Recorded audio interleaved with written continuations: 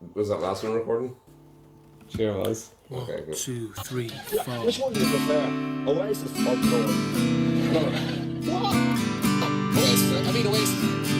To find 50 better tunes than this, I think you can do it. Well, that's no, I wrote it. What do you want to hear? Oasis. Day 11 of this corona crisis. And I'm also in the middle of moving house, which is why the surroundings are slightly different for this one. Yeah, sorry, I should probably speak to this. But as you can see, I'm fading away to nothing. I really need a makeup artist of some sort if I'm going to be a YouTuber. But we're up to song 5 now, which is Columbia. As you will have noticed, I had to skip song 5 and 6 because I had no maximum capacity footage, and I still have no maximum capacity footage. I really don't want. Well, I'm alright doing Columbia on its own because of the nature of the tune itself, but Bring It On Down, I feel like it needs to be in a party atmosphere just for the sheer energy of it. But I might have to forego that given the circumstance. Yeah, all the maximum capacity videos were filmed last year in 2019. Well, the ones that I have so far, I've only got about 2 left. I was intending to create new ones, but obviously that has all had circumstances removed from it. But anyway, song 5, Columbia. It's hard to know how to describe this because in an album full of relatively standard, straightforward rock tunes, with a possible exception of Shaker Maker, Columbia really sticks out as a very experimental, relatively experimental tune, in that it takes about 2 minutes to even start, for the tune to become recognizable as a tune rather than just random feedback. But it's not actually random though. There's a lot of percussion, like very subtle percussion happening underneath all the layers of music. So it shows that Noel it showed a real willingness to experiment even right back from the very start, and apparently this was the first tune that he wrote with Oasis. So I mean, if he had stayed on this course, we could have had a very different band, and if they might have hit some success, but I don't think they would have hit the success that of course they went on to get.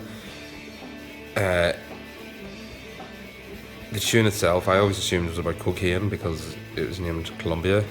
It turns out Columbia was the name of a hotel they stayed in.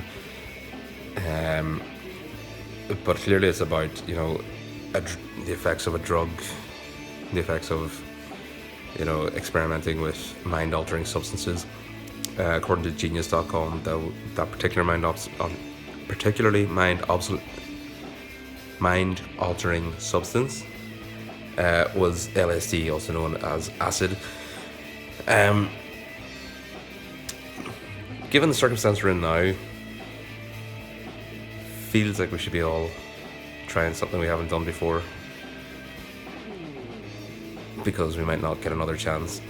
Well, it starts off the intro. The intro, as I said, it builds up, but it builds up very organically, and it doesn't feel like it's just been stretched out for a long period just for the sake of it.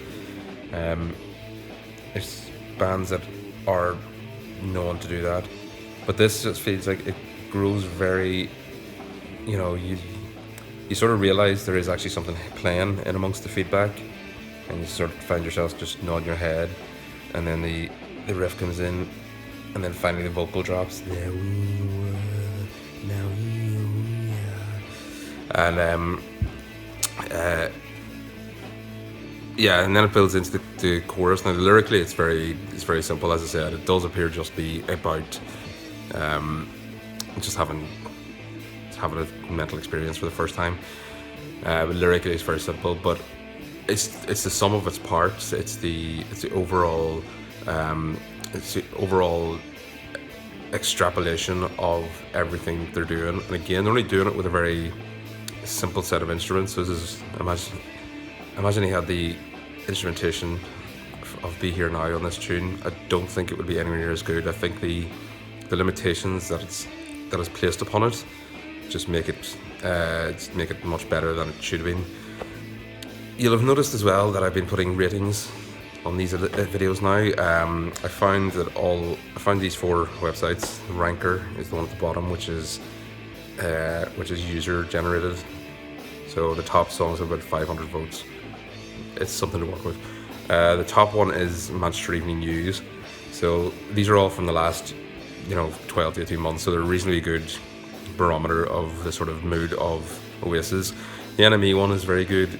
Well, the Manchester Evening News, because obviously it's Manchester, so it's a paper that Noel probably had in his house at some point as a child, so it probably means a lot more coming from them.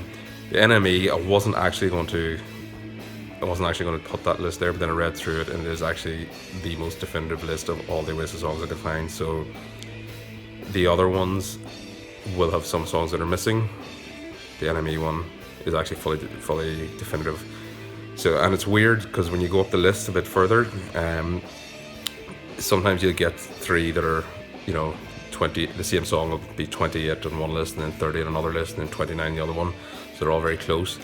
But then you get one where one list puts it at number fucking 103 and the other list puts it at 26.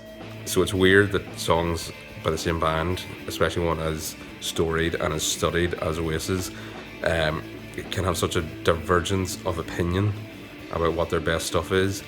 I put the Guardian one in there, and I'm not overly impressed by it. Again, it came out last year, so it's recent, but there was a massive dollop of snark in that writing. That's Alex Petridis.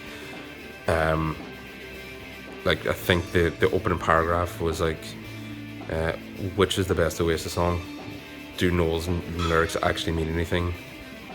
I've already discussed earlier in one of the earlier videos that he doesn't get the credit he deserves, and that's exactly what I was talking about. He doesn't get the credit he deserves for his lyrical content, and he really should. Just because some of the songs he writes are a bit nonsensical, and again, I'll go to Shaker Maker on that one. It doesn't mean that he is not capable of writing some really, really profound lyrics.